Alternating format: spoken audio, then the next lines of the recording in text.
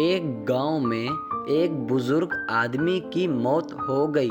उसके बेटों, सगों, संबंधी और गांव वाले ने मिलकर उसके अंतिम यात्रा की तैयारी की। उसकी अर्थी तैयार की गई और उसे शमशान की ओर लेकर जाने लगे। अभी वो लोग कुछ दूर ही पहुंचे थे कि वहां पर दूसरे गांव से एक आदमी आया।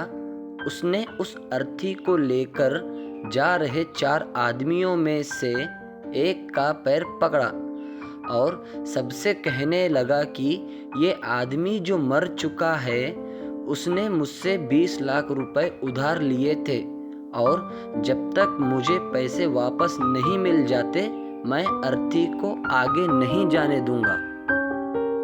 मृत्यु व्यक्ति के बेटों ने उस आदमी से कहा कि पिताजी ने कभी इस कर्जे के बारे में हमसे जिक्र नहीं किया, इसलिए हम तो ये कर्ज नहीं देने वाले।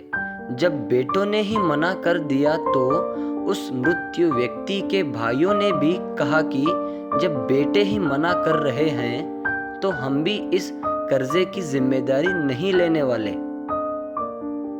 शमशान यात्रा में शामिल कोई भी आदमी पैसे देने के लिए राजी नहीं हुआ। दूसरे गांव से आए उस आदमी ने अर्थी को आगे भी जाने नहीं दिया, जब तक कि इस घटना की खबर घर की महिलाओं तक ना पहुंच गई। मरे हुए आदमी को एक बेटी थी। उस तक ये खबर पहुंची तो उसने एक पल भी ना सोचते हुए अपने सारे जेवरात और कीमती वस्तुएं लेकर वहां पर पहुंच गई और उस आदमी को वो सारी चीज़ें देते हुए बोली, आप इन चीज़ों को बेचकर पैसे लीजिए। अगर कुछ कम पड़ेंगे तो वो भी मैं आपको धीरे धीरे लौटा दूंगी, लेकिन मेरे पिताजी की यात्रा को मत रोकिए। इस घटना को देखकर सारे गांव वाले दंग थे। तभी वे आदमी जो कर्ज की मांग कर रहा था, वो बोला कि दरअसल मुझे 20 लाख रुपए लेने नहीं थे, बल्कि मैंने इस आदमी से कभी लिए थे, जो मैं आज लौटाने आया था। लेकिन मुझे पता नहीं था कि इनका असली हकदार कौन है, इसलिए मैंने ये सारा नाटक रचा।